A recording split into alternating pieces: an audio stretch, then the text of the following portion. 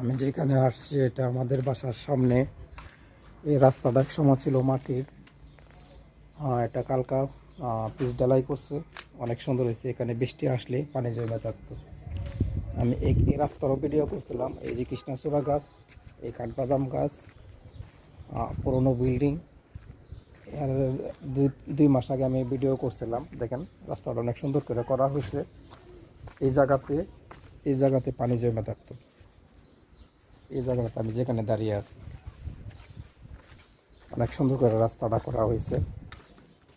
Saudi আরবের চিপা চাপায় কোনো রাস্তা বাকি থাকে না। যে দিক দিয়ে গাড়ি না চলে এদিক দিয়ে পিচ রাস্তা করে। এই এই একটা পরিবেশ ভালো। গাড়ি চলুক বা না চলুক, রাস্তা পিচ থাকবে।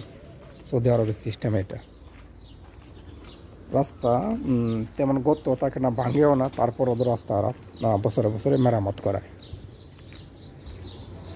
এই যে এটা আমাদের মসজিদ। দেখলে বোঝা যায় না, মনে হয় যে কোনো একটা বাসা,